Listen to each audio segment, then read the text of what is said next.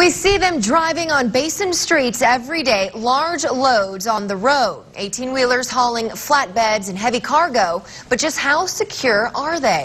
Local 2's Lauren Tropea uncovered companies in the Basin with multiple load violations. In tonight's special report, she takes us on a ride to find out who leaves safety in the dust. You got probably over 80,000 pounds of vehicle driving down the road. Hauling heavy machinery and potentially hauling a hazard. And we'll work 191, 1788, 349, the interstate. Tall City Commercial Vehicle Enforcement Officer Justin Bunch scopes the streets for unsecured truckloads, a sight too common across Basin roads. We had one truck tractor going down the interstate at 75 miles an hour with two blown tires and full of rocks. Officer Bunch and I pulled over an oversized load to complete a level 1 inspection, going underneath the truck and trailer. It's a live violation, that right there, because the side marker lamp is broken. Bunch tells me he writes anywhere from 5 to 15 citations a week.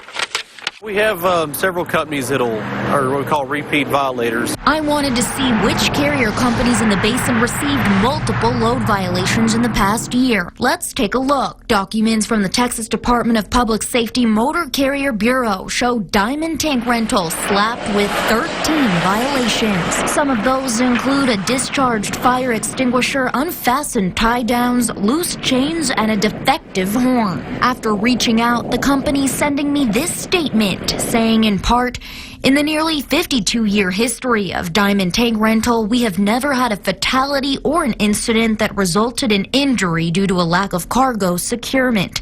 We continually strive to improve our safety culture through education and training." Next on the list, Prayden Construction and Trucking with 10 violations. Failure to secure heavy machinery, loose tie-downs, inoperable headlamps, and a steering system component missing. I reached out for a comment, but the company says they're not interested. And Endeavor Energy Resources slammed with 7 violations. Their legal department declined to comment on their failure to secure heavy equipment and illegal load extensions.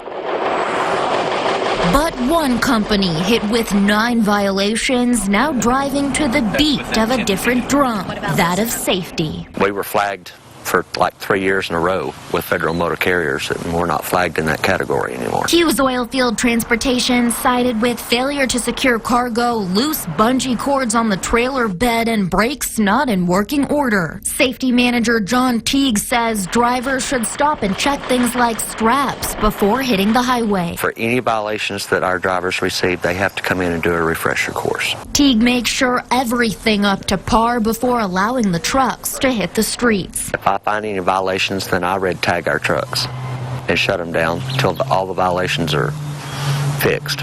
Because at the end of the day, it's all about safety and secure loads. Lauren Tropea, Local 2 News.